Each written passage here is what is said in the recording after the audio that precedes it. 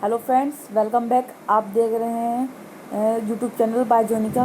देखिए, आज के इस वीडियो में हम बात करेंगे साइकोलॉजी के ईवीएस में जो जितने भी पेडागोजी के क्वेश्चंस आते हैं उनके ऊपर बात करेंगे। तो देखिए, इस वीडियो में हम जितने क्वेश्चन के जितने बन सकते हैं हम सारे इसमें कंप्लीट करेंगे और साथ ही थोड़ा सा एक्स्ट्रा भी डिस्कस करेंगे। तो इस वीडियो को पूरे इस वीडियो को ध्यान से और लास्ट तक आप जरूर देखिएगा।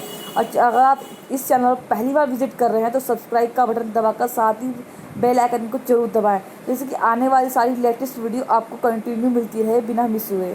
चलिए स्टार्ट करते हैं। देखिए, स्टार्ट करने से पहले एक बात बता दूं, मैंने आपसे कहा था कि अभी सीटेट की डेट आ चुकी है, यानी कि 9 दिसंबर 2018 को सीटेट का एग्ज़ाम होने वाला है। और बहुत से फ्रेंड्स ऐसे होते हैं, मतलब कुछ जॉब कर रहे होते हैं, कुछ रेगुलर कॉलेज कर रहे होते हैं, कुछ ये मतलब अपनी ईवीएस की बुक नहीं पढ़ पाते, क्योंकि 15 नंबर की जो पेडागोजी होती है फ्रेंड्स, 15 नंबर की पेडागोजी उसमें से आती है बुक में से ही। तो इस 15 नंबर की पेडागोजी मैंने जितनी पढ़ी, मतलब उसमें से जितने भी इंपॉर्टेंट फैक्ट्स बन सकते हैं उन इम्पोर्टेंट फैक्ट्स की मैंने इसमें वीडियो बना दी है। तो इसमें मतलब एक्सप्लेन करने की कोई ज़रूरत नहीं है, आपको बस ये मेन पॉइंट देखने हैं। आप जब भी पेपर देने जाएँ इस वीडियो को आप जरूर देखें, क्योंकि इसमें जितने भी मतलब थर्ड से लेके फिफ्थ तक की मतलब जितने भी इंपॉर्टेंट फैक्ट्स बुक में बच्चों के एनसीईआरटी की बुक में मैंने इस सब में वो बुक इस डिस्कस कर दिए हैं पॉइंट। अब देखिए, पहला पॉइंट क्या है, ये जितने भी इसमें बन सकते हैं हम बात करेंगे। देखिए, पहला पॉइंट ये है कि लिंग हू फैन हांगकांग का एक पकवान है जो सांप के मांस से बनाया जाता है। देखिए, लिंग हू एक पकवान है जो हांगकांग में बनाया था। ये किससे बनाया था? सांप के मांस से ये बनाया जाता है। तो ये भी क्वेश्चन आ सकता है कि एक लिंग हू फैन जो हांगकांग का एक पकवान है, ये किसके मांस से बनाया जाता है? ये सांप के मांस से बनाया जाता है। देखिए, सांप के मांस से कौन सा मतलब पकवान बनाया जाता है? तो ये भी आ सकता है कि लिंग हू फैन हांगकांग का एक पकवान ये सांप के मांस से बनाया जाता है। अगर देखिए नेक्स्ट बात करें कि नेक्स्ट पॉइंट की, तो नेक्स्ट पॉइंट है कि टेपियोका केरल में ज़मीन के नीचे उगाया जाता है। देखिए, क्वेश्चन ये भी पुट अप हो सकता है कि टेपियोका जो है वो किस किस मतलब राज्य में पाया था? तो फ्रेंड्स, ये पाया था केरल में। देखिए, और कहाँ पाया था? तो ये पाया था ज़मीन के नीचे, ये मतलब से उगाया जाता है टेपियोको को, क्योंकि ये भी एक तरह से फल होता है। ये लोग वहाँ के टेपियोको को ज़मीन के नीचे उगा कर इसे बाद में जब पक जाता है तो उसे खाते हैं। नेक्स्ट है, देखिए, सब ये बुक में से लिए गए हैं, मतलब एनसीईआरटी थर्ड से लेकर फिफ्थ तक की जितनी भी बुक है ये सब उसमें से ही लिए गए हैं जितने भी पॉइंट है। देखो, जो नेक्स्ट पॉइंट है वो ये है कि लुई ब्रेल, यानी कि जो फ्रांस के रहने वाले थे लुई ब्रेल, उन्होंने ब्रेल जो उन्होंने, तुम पता है कि ब्रेल आपने पढ़ी होगी पुस्तक, और इन्होंने ये ब्रेल पुस्तक लिखी है। तो उनको पूरा जो नाम था वो था लुई ब्रेल, और उन्होंने ब्रेल की लिपि लिखी, ब्रेल जो लिपि की खोज की थी। और जो आप सभी को पता है कि जो ब्रेल लिपि होती है वो 6 बिंदु पर आधारित होती है। अब देखिए, ब्रेल का इसका मकसद क्या होता है? ब्रेल का मकसद मतलब यहाँ ये होता है कि जितने भी मतलब जो देखने में आँख से ब्लाइंड लोग होते हैं जो देख नहीं पाते, तो ब्रेल बुक जो लिपि होती है उसका यूज़ किया जाता है। यानी कि इस पर इसका यूज़ कैसे होता है, मतलब कि जब बुक होती है उस पर उभरी हुई चीज़ होती है, और बच्चा जो ब्लाइंड बच्चा होता है उस पर हाथ फेर कर मतलब महसूस करके इस पर पढ़ता है कि इस पर क्या लिखा हुआ है। जैसे का कबूतर से अगर लिखा हुआ तो वो उभरा हुआ सा होता है, बच्चा उसको सिर्फ महसूस करता है कि ये का कबूतर है, खा करोगे से कि ABCD है, ये सी की जो भी है उससे महसूस करता है। अब समझ में आकर बात करते हैं नेक्स्ट पॉइंट की। नेक्स्ट पॉइंट है कि असम में बहुत बारिश के चलते घर जमीन से 10 से 12 इंच फुट ऊंचे बने होते हैं। इन्हें बांस के खंभों पर बनाते हैं। देखिए फ्रेंड्स, ये इंपॉर्टेंट है बहुत ज़्यादा ही। देखिए, अभी ये क्वेश्चन आ चुका है, ये क्वेश्चन ये मतलब इसका पॉइंट आ चुका है कि 10 से 12 ऊंचे जो फुट ऊंचे जो घर बने होते हैं वो कहाँ बने होते हैं? तो फ्रेंड्स, ये बने होते हैं असम में। ये जितने भी पॉइंट फैक्ट्स हैं ये बहुत ही इंपॉर्टेंट है। ये ईवीएस की 15 नंबर की जो पेडागोजी होती है उसमें आने ही वाले हैं इनमें से कोई ना कोई। मतलब कि अगर आपने ढंग से कवर कर लिया तो आपके 12 से 13 नंबर में आपके पक्का है। चलिए बात करते हैं नेक्स्ट पॉइंट की।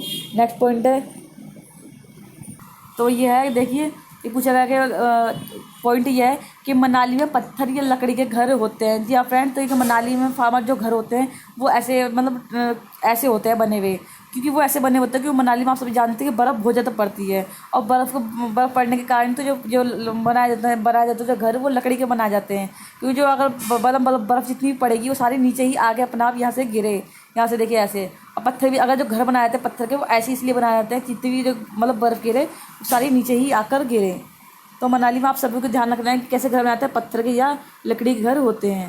ये बात करते हैं नेक्स्ट पॉइंट की। देखिए, नेक्स्ट पॉइंट है कि राजस्थान में मिट्टी के घर होते हैं। दीवार मोटी और छत कटीली झाड़ियों से बनी होती है। देखिए बात कर रहा है राजस्थान की, तो राजस्थान में जो मिट्टी के घर होते हैं इनका जो कारण है वो क्या है।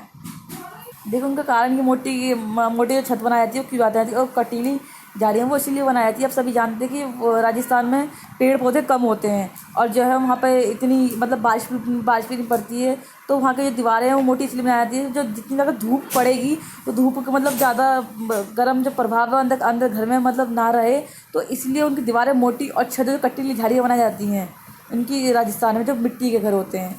और राजस्थान में आप ध्यान रखना कि मिट्टी घर कैसे होते हैं, वो मिट्टी के यानी चिकनी मिट्टी के, ताकि अंदर जो घर हो वो बने हुए वो जो क्या हो वो ठंडक हमें प्रदान करे। उसका जो ये मेन मोटिव होता है इसको बनाने का।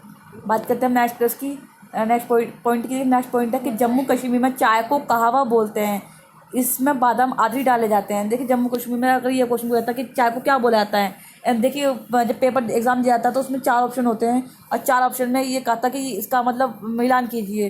तो इनकी जो चाय को जम्मू कश्मीर में क्या बोला जाता है, तो ऑप्शन हो सकता है यहाँ पे कहवा मतलब कॉफ़ी, या मतलब इंग्लिश में टी बोलते हैं, उनको ऑप्शन दे देते हैं। तो फिर आपको ध्यान रखना है कि जम्मू कश्मीर में जो चाय को बोला जाता है वो कहवा बोलते हैं। और इसमें जो चावल जब जब जब यानी कि कहवा जब बनाया जाता है यानी कि चाय जो बनाई जाती है उसमें बादाम स्पेशल भी डाले जाते हैं। आई होप समझ में आएगा। चलो बात करते हैं नेक्स्ट पॉइंट की। लेकिन नेक्स्ट पॉइंट है कि वल्लम लकड़ी से बनी छोटी नाव को क्या कहते हैं। देखिए जो वल्लम है वो केरल में, देखिए केरल में वो आप सब जानते हैं कि वहाँ पे मतलब नाव चलाई जाती है, तो नाव में नाव को लोगों को नाव जो लोग वहाँ क्या कहते हैं, तो वो कहते हैं वल्लम।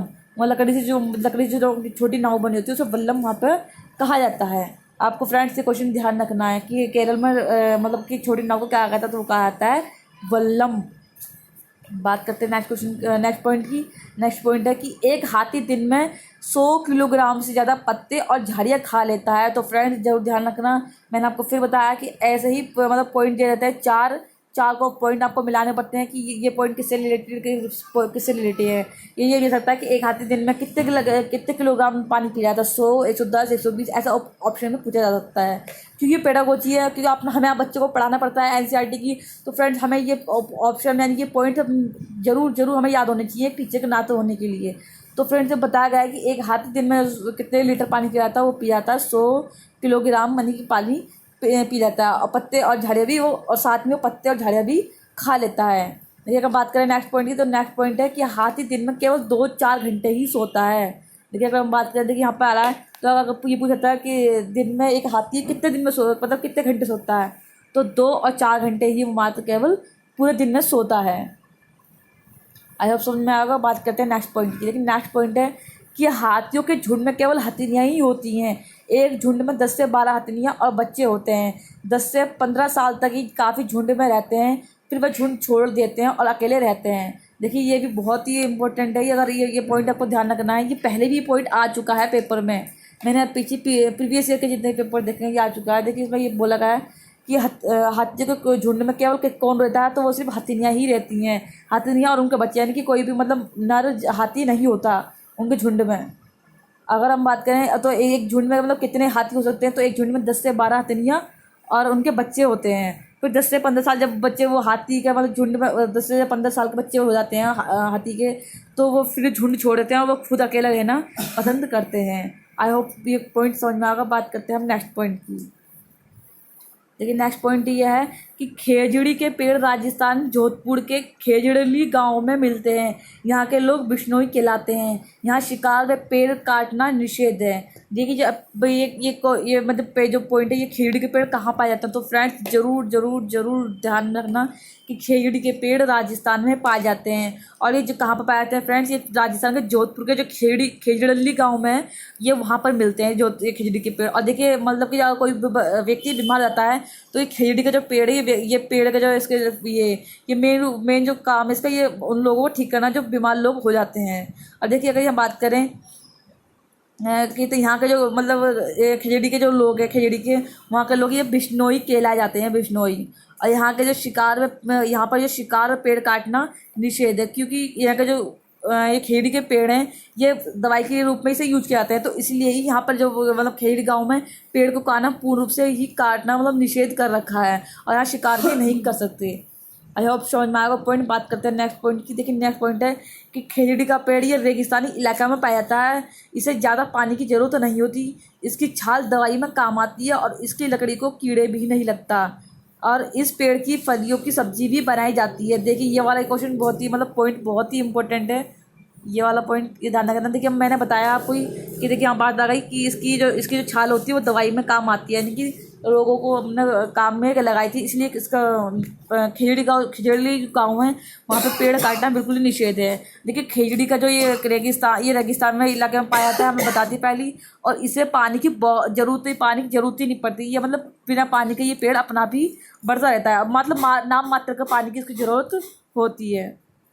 देखिए जिसका मेन जो मकसद, देखिए एक मेन जिसको बात है वो ये है कि इस पेड़ में मतलब कि इस पेड़ में कीड़ा भी नहीं लगता। फ्रेंड्स ये बात आपको ध्यान में रखनी है कि इस पेड़ में कीड़ा भी नहीं लगती। तो एक क्वेश्चन ये पूछा जा सकता है, यानी कि पुटअप किया जा सकता है कि वैसे कौन सा पेड़ है यानी कि जिसमें कीड़ा भी नहीं लगता। तो वो कीड़ा जो और इसकी पेड़ की जो फलियाँ उसको सब्जी बना कर भी हम खा भी सकते हैं। तो ये कौन सा है फ्रेंड्स, ये ध्यान रखना खजूरी का पेड़ है जिसमें कीड़ा भी नहीं लगता और इस पेड़ की सब्जियों को बनाई भी जा सकती है। और प्लस इसमें पानी की जो मात्रा यूज़ की जाती है वो नाम मात्र को पानी में से यूज की जाती है। लेकिन नेक्स्ट पॉइंट है वो यह है कि सभी चींटियों का काम बटा होता है। रानी चींटियाँ अंडे देती हैं, सिपाही चींटी बिल का ध्यान रखती हैं और मजदूर चींटी बिल तक भोजन ढूंढ कर लाती हैं। और मधुमक्खियाँ, दीमक और ततैया भी इसी तरह समूह में कार्य करते हैं।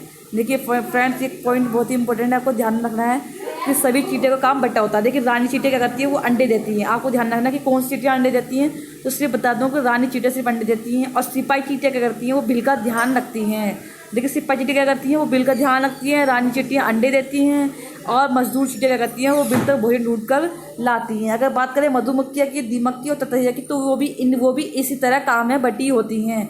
यानी कि जो रानी मधुमक्खियाँ होती हैं वो अंडे देती हैं, सिपाही जो मधुमक्खियाँ होती हैं वो बिल का ध्यान रखती हैं और मान कि जो मजदूर जो मधुमक्खियाँ होती हैं वो मतलब बिल तक अपने भोजन को ढूंढ कर लाती हैं। और ऐसी काम ततैया का है, ऐसे काम दीमक का है, इन सब का काम ऐसे ही है।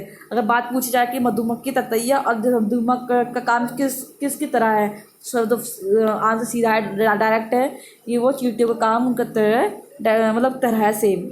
आई होप आपको ये वीडियो समझ में आई होगी। और ऐसी ही वीडियो मतलब और भी बहुत सारे क्वेश्चंस हैं, ऐसे हम आपको वो 10 क्वेश्चन प्रोवाइड कराते रहेंगे। इस वीडियो को आप देखते ही कंटिन्यू। अगर ये वीडियो आपको अच्छी लगी तो लाइक करें, साथ ही साथ सब्सक्राइब करें। और आप हमको नीचे कमेंट बॉक्स में लिख कर बताएं कि आपको ये वीडियो अच्छी लगी, ताकि हम आपको और नई वीडियो ऐसी अपलोड करते रहें कि मतलब कि आपके लिए बेनिफिट है या नहीं है। और हमारे चैनल को सब्सक्राइब करें, आप हमारे चैनल से जुड़े रहिए। अगर आप हमारे चैनल पर पहली बार विजिट कर रहे हैं तो हमारे चैनल को सब्सक्राइब करें। Thank you for watching this video.